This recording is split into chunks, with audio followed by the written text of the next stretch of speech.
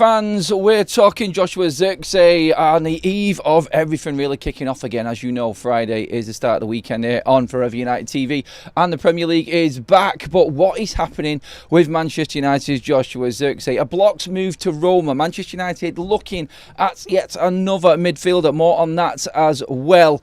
And the pressure coming from Manchester United's academy on Ruben Amorim to make certain decisions for squad space. We're going to get into all of that this morning. Get your thoughts in the live chats as well, everybody, so please do get in there, talk to me, give me your thoughts. As always, we are preparing for a mad busy weekend, and again, wow, I'm just happy that football is back. Let's get into the news first of all. Let's get this morning show started, everyone. Let's get cracking with everything that's going on at Manchester United. It feels like there is a calm before the storm. It feels like everything is sort of just settled down, ready for Ruben's press conference tomorrow. It wasn't today, we double checked, and it is tomorrow, so we'll cover that on Forever United TV tomorrow. We'll get out of everything that's going on crazy news-wise and get into everything that's happening with Manchester United football-wise. We'll get all of that moving, we'll get everything organised. I feel like, looking at it right now as fans, I think it's just been a bit of a wait. I feel like it's been a real big wait, actually, just to try and get back to some form of normality. I had a quick look through all the stories that we've been talking about over the last couple of weeks on international duty. It's been a bit of a mad one, but one thing is definitely for certain, one thing is for sure. Manchester United right now are in a position where we are going into this next group of fixtures in form, no doubt. The pressure for players to perform is there right now. Is that going to lead to Manchester United making certain decisions regarding transfers and everything else that's necessary for January? We're talking Joshua Zirkzee here. Now, of course, Zirkzee was not on international duty. He didn't get picked again for the Dutch squad under Ronald Koeman. That's been a common occurrence all the way through the start of this season. All three international call-ups have been missed by Zirkzee. He's not playing enough games. He hasn't started one game for Manchester United this season. In fact, he's played in 90 minutes worth of football so far this season. And it has been a very complicated start for Ruben and Joshua Zirkzee. Obviously, the fallout from going out the Carabao Cup, the lack of games, everything that's going on. The pressure coming from his agency as well now, I feel, is starting to take a hold, because we're hearing plenty of stories on Joshua Zirkzee not actually being, well, not getting what he wants at Manchester United, but probably not going to get what he wants in terms of leaving Manchester United either. And Manchester United standing firm with Joshua Zirkzee on everything that's actually happening over any potential move. Now, Roma, as we know, are very interested. We know about West Ham's interest, Everton's interest in Joshua Zirkzee as well. But the Roma one is obviously the more preferred one. This is where Joshua Zirkzee, the league that is where Zirkzee actually he made his name, didn't he? He was put on the scene while playing for Bologna, had a good season there, purple patch for them, and he obviously, like Rasmus Højlund, is probably preferring to move back to Italy where it kind of fits for him, because he is struggling in the Premier League. We've seen that, and I don't think he's trusted in this system or fits into Ruben Amorim's system. We could say that about a few players at Manchester United at the moment, but Zirkzee really, for us right now, is surplus to requirements. He's got about 4 or 5 players ahead of him in the squad, and he's not even being picked as the number 9. I think this is a huge problem for Manchester United when it comes to actually having a pecking order within that number 9. Mason Mount is even playing ahead of Joshua Zirkzee right now, who is a natural midfielder / 10. So looking at it, you'd expect United to want to move Zirkzee on to perhaps bring somebody else in. We've spoken plenty over the last few days regarding Antoine Semenyo and his potential move to Manchester United. There is a lot of talk around Semenyo moving to Liverpool as well at the moment, and it is a big problem for United regarding the European factor and players being attracted to Liverpool rather than United because they can offer more. We're going to have to deal with that quite a bit anyway going forward, I feel. But Manchester United, you would have thought, would have facilitated any move for Joshua Zirkzee to leave the club, particularly with academy players coming through. Shea Lacey making an appearance sooner or later for Manchester United. That's reportedly not far away. More competition for places for United, costing less money to have Shea Lacey in the squad and actually be part of the Manchester United setup in the first team.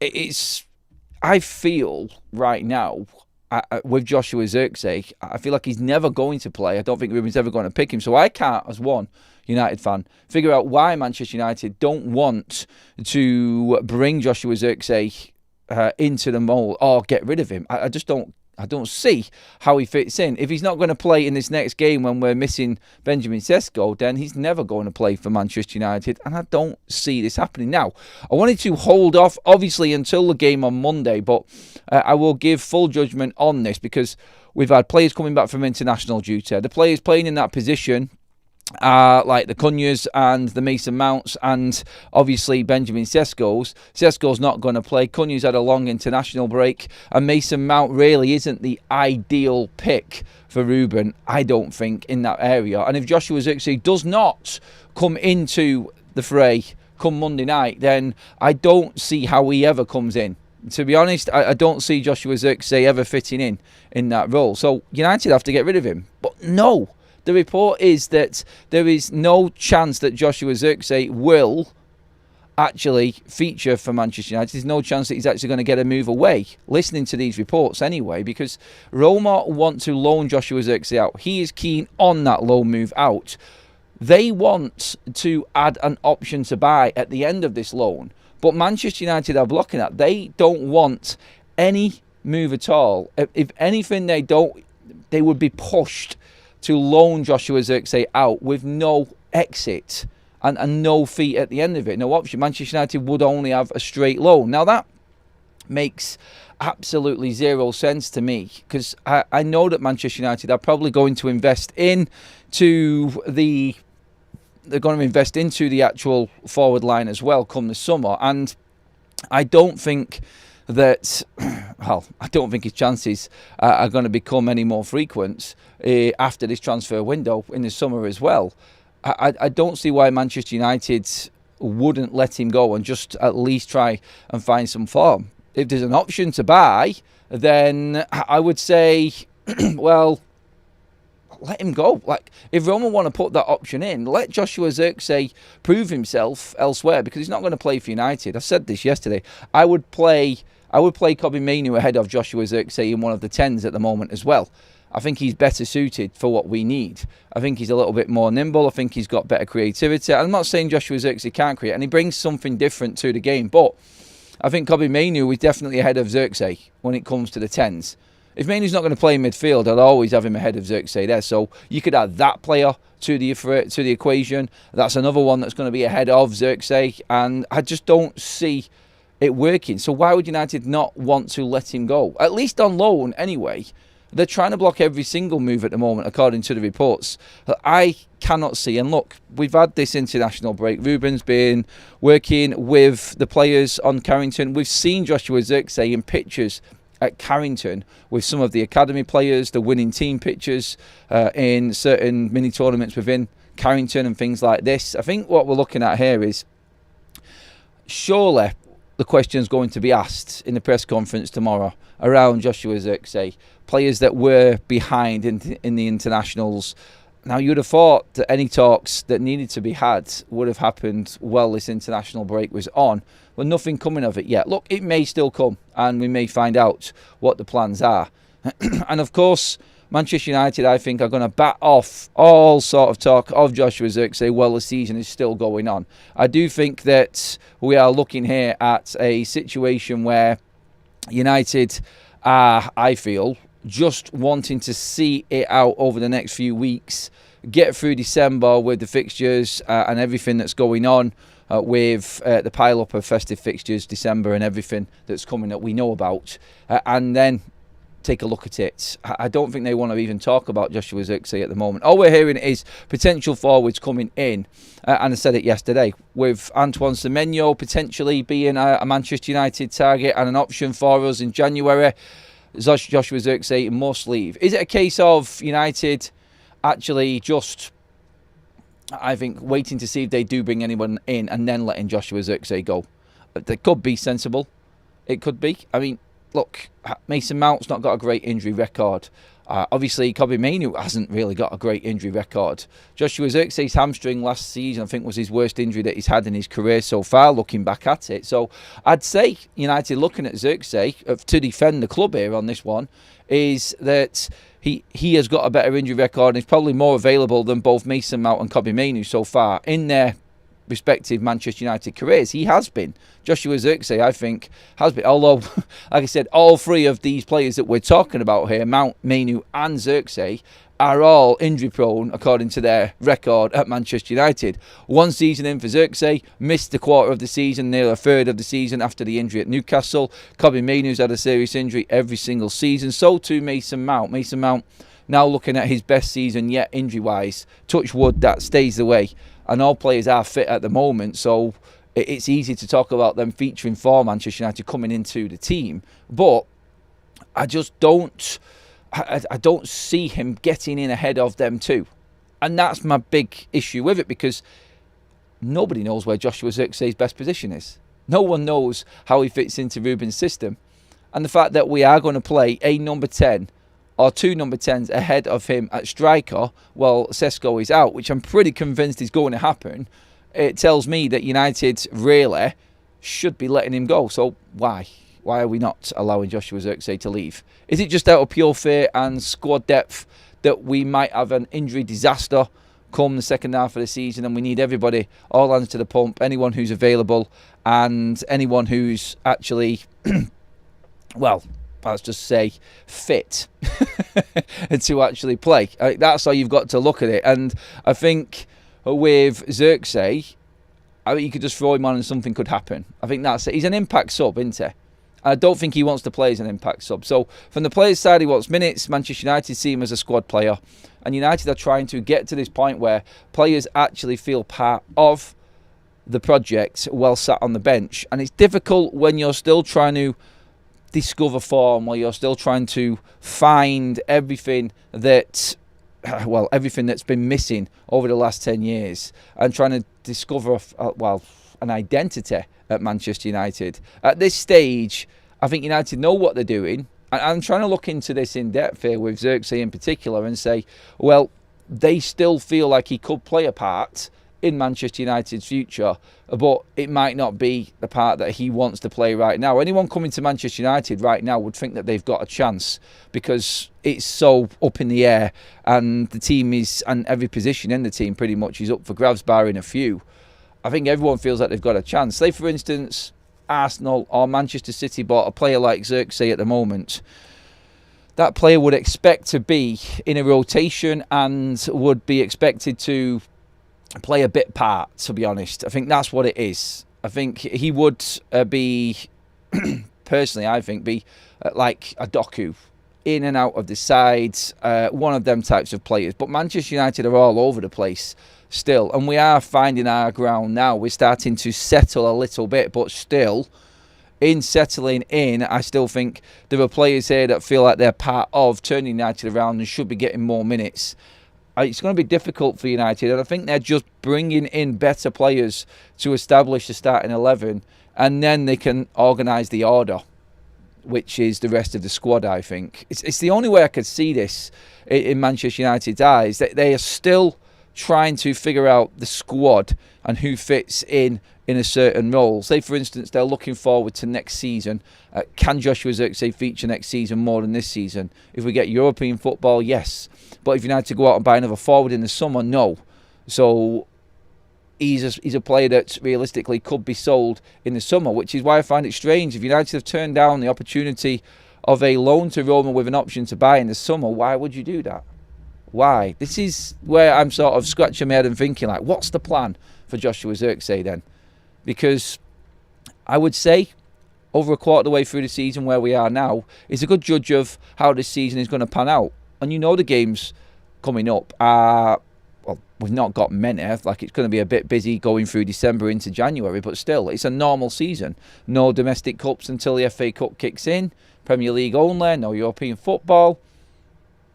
I can see what his agent's saying. I can see why his agent is trying to push him away from Manchester United at the moment. I do think that we have got a big problem with Zirkzee and his people. Not him, the player, the character, or the club, or Ruben Amorim. I think everybody is moving in the right direction, but you can't keep a player and not play him, I don't think. And I think that is going to come for Zirkzee. I think it is inevitable at the end of the day. And I've got to give him credit for what he's doing and how he's hanging on in there. But behind the scenes, that might be a different story altogether. And he could really be pushing for a move. And who can blame him, really, honestly? Let's get some comments in on this. Let's spread this out amongst the live chats. Get your comments in if you are playing catch-up later on, please, as well, everybody. Donim says, will be interesting to see Zirkzee with Cunha and Bumo in a few games. See him eyeing them in front and a deep false nine. Keith says Mainu has no future here at Manchester United apart from some decent goals here and there. He is not an actual game changer, and when he's on as a sub, he can't speed the game up and put pressure on. Interesting thoughts on Mainu as well there. I think the United fan base would like to see Zirkzee play more games, but we're not prepared to bring off Cunha or Mbumo. At that point then, you sort of think, well, how's the manager going to handle this? How is the manager actually going to fix this problem as well? That's why he's paid to do that job, by the way. But still, you start to think like this actually could become very difficult to try and fit him in. So let him go. Just let him go. I mean, Kobbie Mainoo fits into the same category, really. Probably even more because he's a Manchester United Academy player. He's talked about more. He's an English player. And, of course, he is going to be spoken about more. He doesn't stand the chance of getting into Tuchel's side. So, again, are these players willing to be Manchester United squad players? Are you willing to be Phil Neville's Nicky Butts?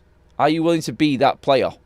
The Ji-Sung Parks of this world, the Tom Cleverleys that have won titles at Manchester United. Are you willing to be that type of player? Or has the game changed that much where these players and the agencies actually feel like they have got control in what happens in football now, and they can actually determine what happens by putting pressure on Manchester United? It's really, really difficult and really awkward with United at the moment because of what I've just said, I think. Is Mainu, this is Mainu's third season. He's been injured for 170 days. That's 38 games. That's one season. Terrible injury record. We have mentioned this before. A lot of people use Mainu's injury record to hold it against him as such. That's why I mentioned Mount, Mainu and Zirkzee. I think Manchester United feel like all three of these players have to be maintained in a way and have had these bad injuries and missed big chunks of seasons when we really needed them. I think it's the reliability factor. Look, some players are lucky, some players are not. Look at Bruno Fernandes. I mean, literally never ever gets injured. The Portuguese ward-off is strong, you would say. Look at Cristiano Ronaldo. Dalot's not got a bad injury record either. They're always strong and they're always fit for God knows how long, but it's going to be tough, I feel, for Zirkzee to put up a case against the players that are in front of him. And that's why I don't understand Man United's stance on it. I really don't. Even if you wanted to keep him in the squad, he's just not going to feature when we need to make a certain substitution, I don't think. I think it was key how, when we were battling it out against Nottingham Forest, and everyone was going on about Sesko not playing well, he wasn't. But in that moment, Ruben decided that he wanted to keep Sesko on the pitch because he didn't clearly see Joshua Zirkzee giving him enough. He didn't see Kobbie Mainoo offering anything more in the game. And hand on heart, as a Man United fan, I have to kind of agree with him. I can see why he didn't bring them players on. What was he going to do? What was Zirkzee going to do in that game that was going to impact it? Maybe control the ball a bit better on the edge of the box? I mean, Nottingham Forest were camped out on the edge of their box. Nobody was finding room. The ball started going wide, and I'm going to be honest, if there was a ball thrown into the box just out of chance to try and create something, I would rather Benjamin Sesko be on the end of it than Joshua Zirkzee. Not saying he can't head a ball, but I still think Sesko would have been the better option. So you either look at Zirkzee as a starter and what he could do as another option, or you tell him you're an impact player, but you're going to be limited numbers in terms of minutes. I just don't see how he comes back into the side. But Roma want him, Everton want him, West Ham want him. I think it all comes down to Manchester United bringing another player in.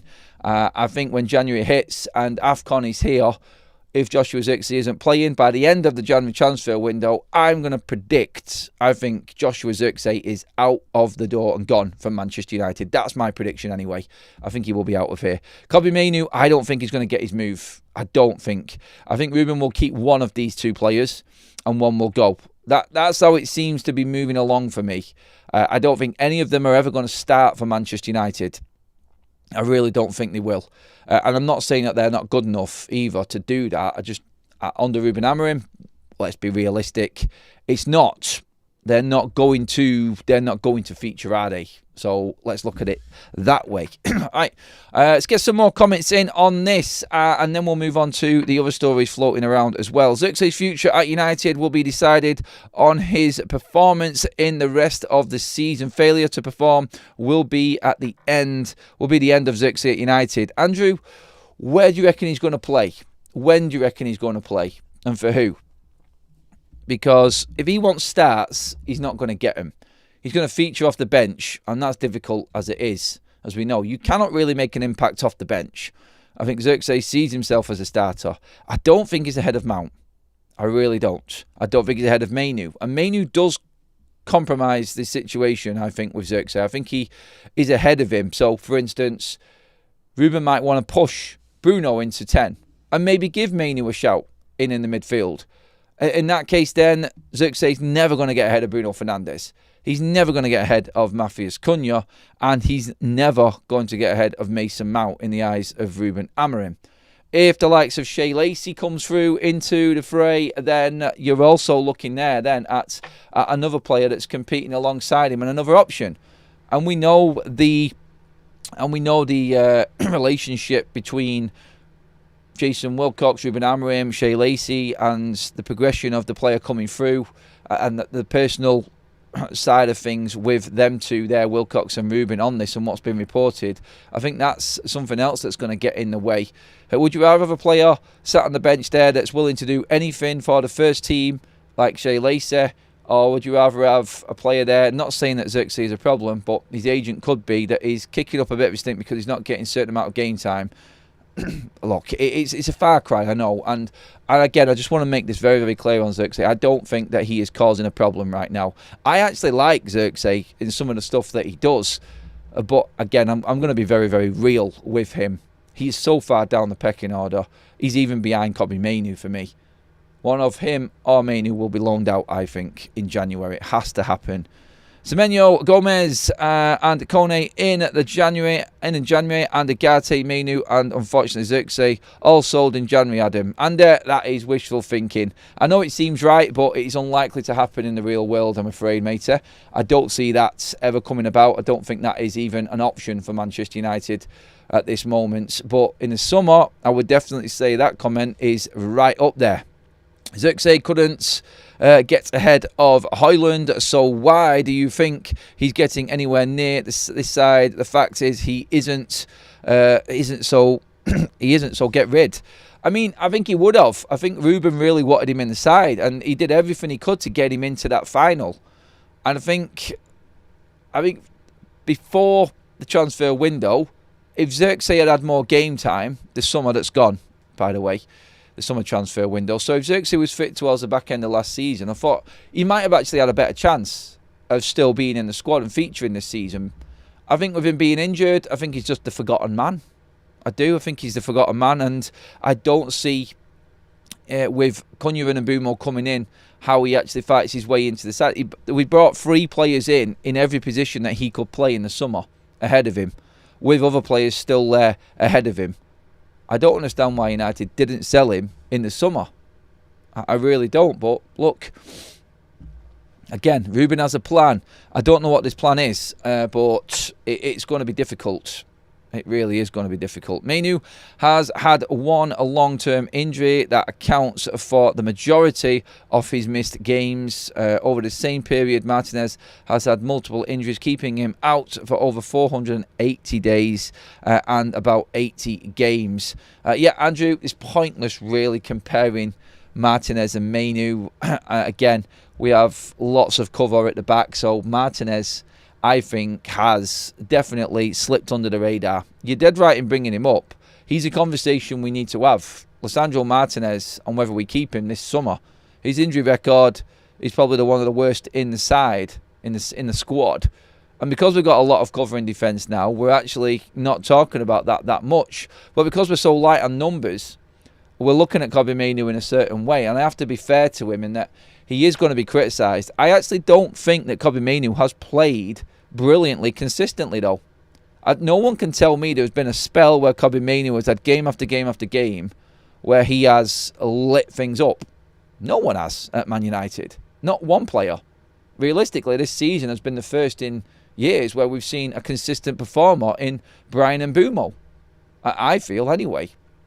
And I don't think Mainoo, Bruno, Agate, Casemiro, anyone in the midfield in particular has had a run of games where we could say definite starter, is the difference maker, and will definitely be Manchester United's man going forward.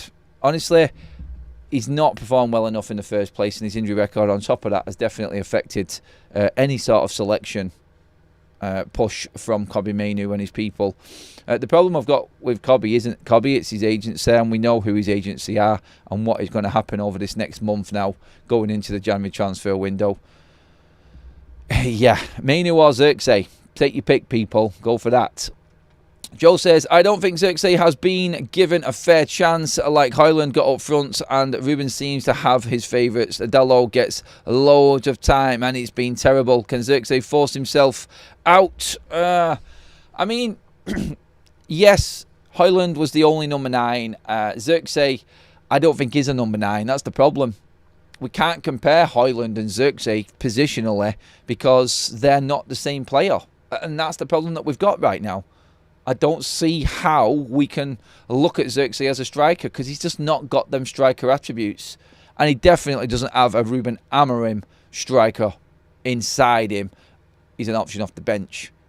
And I think Ruben likes him on the bench. I really do. I think he wants them characters in his side. And Joshua Zirkzee, I think, is the right type of character for Ruben Amorim to work with. It's just what I'm gauging from it anyway. Martinez was always rushed back. This time he's been done properly. We'll see if that makes a difference.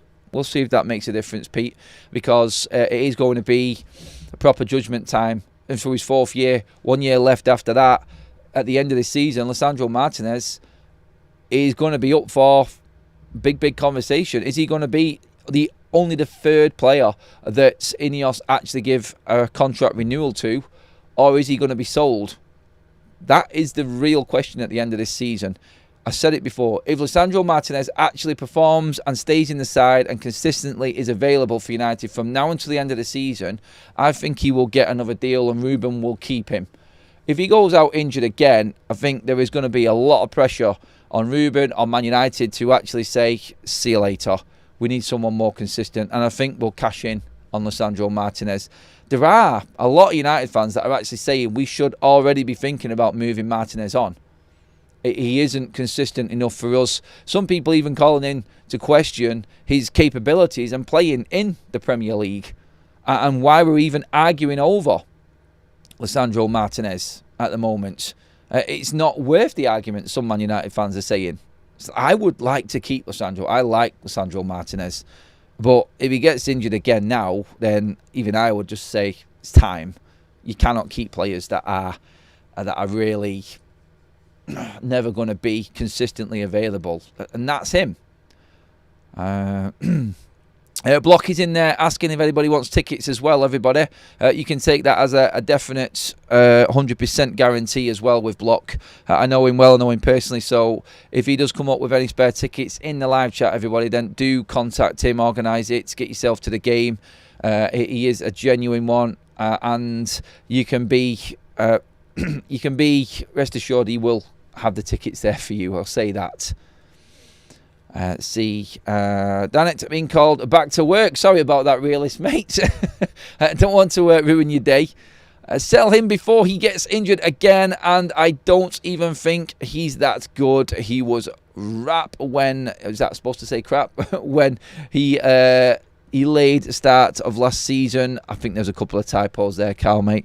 Sorry about that, buddy. They keep Zirkzee in case they might sack the manager. Obviously, the manager doesn't know how to play Zirkzee as a number 9. Zirkzee is a good technical player. He can't play number 9, I don't think. I don't think he's the type of number 9 Ruben wants. I don't think they're keeping him because they don't know if they're going to sack the manager. I can't say that. That's definitely not where it is, I don't think, anyway. Right, into other news as well and what's going on with Manchester United. Talked about the loan situation. Manchester United, I know this has been rumoured and has been talked about a few days ago, and we've been talking about midfielders, so I'm just going to bring up the news anyway. Didn't want to make too much of a deal out of it because I can't see this happening, but Keith Smith, the AZ Alkmaar midfielder, 19-year-old who is tearing it up at the moment in the Eredivisie. He had a great game against Crystal Palace, so people assume automatically because he's had a good game in the Europa League against a Premier League side that he is capable of playing in the Premier League. It's not the case. I would stay clear. I'm not saying that this kid isn't talented. Again, we've always asking the question, who else could United go for in January? Keith Smith is not a player Man United are going to go for in January. I'm pretty certain that they want bigger fish when it comes to midfield, and we are not going to be going out spending the money that AZ Alkmaar are probably asking for him. I mean, get into the comment section and let me know if you would go for somebody like this. A 19-year-old midfielder. I mean, we talked about Boadi at Lille being an option for Manchester United. Smith, again, I don't know enough about him. I just get pure Donny van der Beek vibes when I see any young midfielder coming through the Eredivisie. I would stay I would stay well clear. He isn't the character, no, he might be, but he isn't what United need right now. We don't need ifs and buts. We need dead certs. It's as simple as that. And I am still happy if United don't go out and buy a midfielder that isn't of the quality of the big ones that we're looking at. If one of them big players is available, get him by all means, but don't go away from them players that you know are going to make the difference because you feel the need and the pressure to bring another body into that midfield. It's not what United should be doing. It definitely isn't the right way to go forward. And I think we have been burnt so many times trying this before. I don't think United are crazy enough to even think about it. It's my opinion on that, and I don't think there's many other Man United fans that would be. Look, you may look at this kid and think he is good. There might be people in the chat right now that are keen on the Eredivisie and watch a lot of it and think he's good, but nah. I'm honestly, stay clear of any signings like this. We've been burnt and we're going to keep on getting burnt. I would rather see Sekou Kone come in and feature for Manchester United than go and spend any of the summer's transfer funds on players like this. I just don't think it's right. There is an order and there is a definite list of players United want, and in that order, they have to stick to it. They have to stick to the plan. Otherwise, we're going to end up, like I just said then, just completely hands burnt and we're stuck with another player that we can't get rid of. Let somebody else take him, is what I'm saying. I know Liverpool are interested. Reportedly, Manchester United are interested, which is why I've brought it up. But I would definitely stay away from deals like that. I just don't think Manchester United are in any position to go and attack any sort of transfer like that now, and I don't think they're going to waste their time doing it. But I have to bring it up because it is a story that's been reported. United are looking at him apparently, and again, you know my point on that now. Grandpa70 says in the live chats, the World Cup is a prime example of a player having a few good games and fans automatically think he's the best thing since sliced bread. We always had English centre mids, says Tony. I would stay clear of any Dutch league players. Look at the players we have taken from there previously. It's championship level, that division. Oh, no, you don't need to convince me, mate. You don't need to convince me. I'm done with anyone from the Dutch league. I just don't think coming from the Eredivisie to the Premier League works. Now, if you made stepping stones and made your mark in other big leagues and then moved to the Premier League, that's fine. But straight out the Eredivisie to the Prem, when has it ever really worked? Like, there are probably the odd occasion here and there with certain clubs making transfers that have worked, but still, I do feel like we have learnt our lesson in that, and I don't think United are going to be going anywhere near anybody from the Eredivisie. I think Jason Wilcox, being in situ right now as well, would know this, and I don't think he is about to make the same mistakes. He isn't. What is your dream midfield pairing for Manchester United next year? Mine would be, I would take Adam Wharton and Elliot Anderson. That would be my two.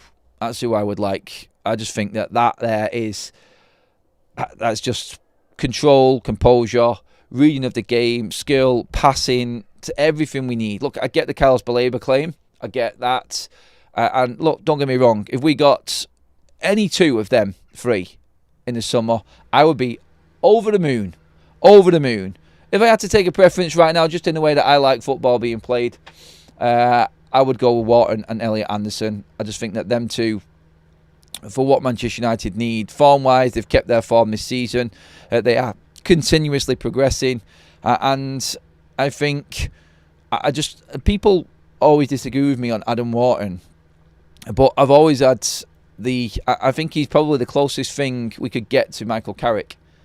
I just want that composed midfielder in there. Someone who doesn't necessarily have to go to ground, but will if he needs to. He's always ahead of the next move. He understands his role perfectly. And it was his performance against Manchester City and Liverpool in particular that was just like, he has just bossed their midfields. He has absolutely bossed him. I love him, mate. I think he's a fantastic player. I would always have Elliot Anderson as number one, though, at the moment. I think he is top dog. I think he has to be the one that United go all out for.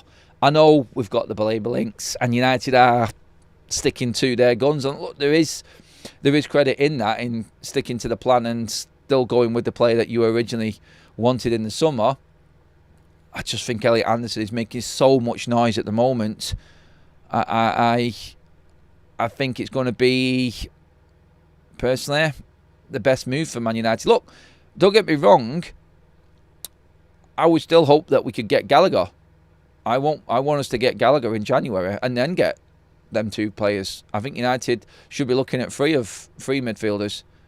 I think that sorts Man United out forever and a day. I think that there is taking us right into next season and consistently featuring in the top four and competing right up there, I feel. But look, it's a long way off that, and we know we're not going to get any of these players. No chance in January. We have to wait until the summer for that anyway. But yeah, I can see lots of people giving me their thoughts as well on this. Carl's actually agreed with me there as well. He said he would take Anderson and Wharton. That is dreamland stuff. Brighton wants Musakitis. Why buy Baleba when we can buy his replacement for cheap? Well, there's no guarantee, and I've said this before, United cannot go out and get players like Brighton and ease them in the same way. He's going to be thrust into action because we're not buying Baleba, we're buying him. Brighton need to develop players and get them used to playing in the Premier League. United don't have a chance to do that. If United buy a player, United are putting him in the first team. And I would prefer someone who is Prem proven rather than unproven in the Prem at all. Look, not saying that never works, and obviously there are cases in many other Premier League clubs around that this has actually worked for them. But United is so much bigger, and I'm not even saying that arrogantly either. You know what is going to come on pressure-wise to any player signing for United, and anyone coming from another country, especially if he's a teenager, going right into Man United's first team. Can you see the pressure? You can see the pressure, can't you? Yeah. But people are talking about Troy Parrott being linked with Manchester United.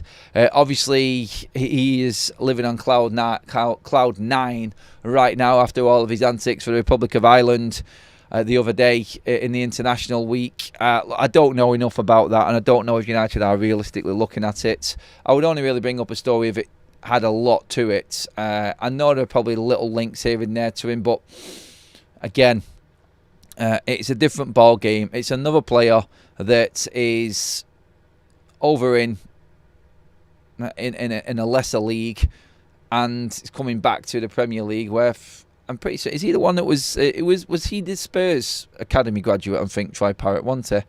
I'm sure he was at Spurs. Am I right in thinking that, everybody? I'll just get into the comment section and let me know on that one, please, everyone. I'm trying to remember if it was him. I'm pretty certain he was at Spurs, and then he's obviously been released or sold since. But yes, no, Tomo, we're not going for a Adama Traore. Not sure, but I think Baleba will be world class in a few years. Look, and again, I don't even want to play down Carlos Baleba's qualities. I think he's a good player. I really do. And I think he's better than what we've got.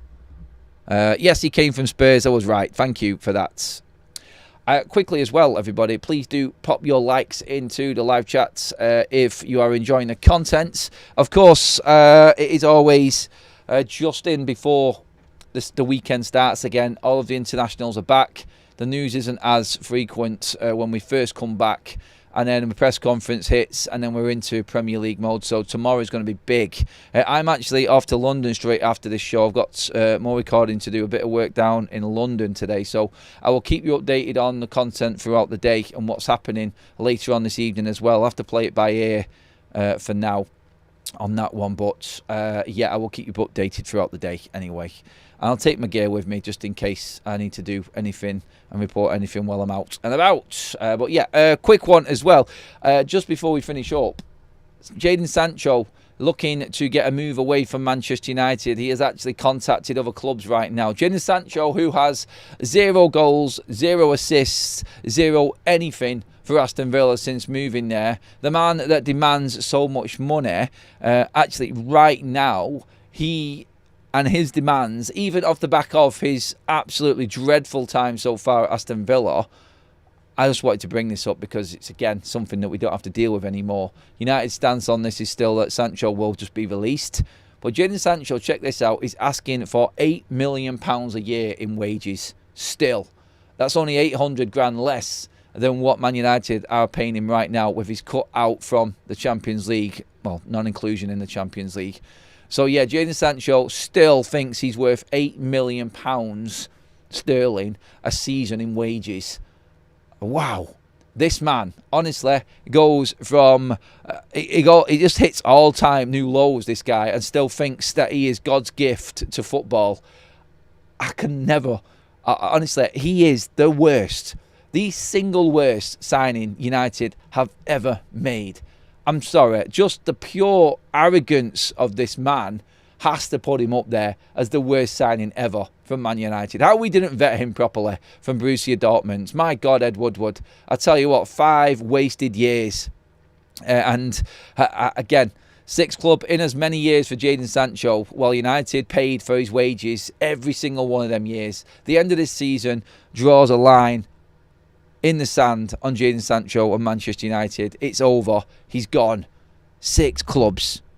This last 5 years, his 5 years at Manchester United have seen him earn an absolute fortune while offering nothing for Manchester United, and he's still demanding similar wages to what he's getting now. God, man, that guy, I tell you what, he's got front, hasn't he? Jesus, who is going to go near that? Who is even going to entertain Jadon Sancho at this moment? Wow, the worst professional footballer, I have to say, the worst professional footballer out there right now at highest level is Jadon Sancho. The man is an absolute embarrassment. He really is. And do you know what? Good luck to you, mate. I don't care anymore because you're nowhere near Man United, and that's all that matters to us. But let's all just sit back, smile, take a sip of our morning brew here this Thursday morning, and just think, The world is a better place at Man United without that man in it. And finally, he is gone. Finally, he will be released. And I've just seen that story. Like, he's talking to Turkish clubs about his wage demands. And I'm just like, oh, how? But it goes to show the power of the player and the agent. And that's the point I was trying to make earlier on. It's like it all looks good on the outside, but inside, there is always going to be someone who wants more. There's always going to be someone who wants to, or feels like they should be earning more. And that is all determined on how the football club is run. And Manchester United allowed these players to run the club. They allowed the agents to run it. And this is the big thing that Ineos have done since coming in. I think they've just stabilised United, and we now look like a normal football club. And that's what I wanted to finish on this morning. Just remember what it was like and where we are now. Heading into this big period for Ruben Amorim and Manchester United. What we had before, it is night and day different to what is happening right now. And that's a massive positive we can take forward. Please give the video a like on the way out, everybody. Make sure that you do hit that subscribe button as well. Thank you so much for all of your comments. Thank you, mods, again. Fantastic job in there. Hope you have a great day, everybody. I will keep you posted and updated on everything that's happening on my trip down to London today. But until then, have a good one. I'll see you all later.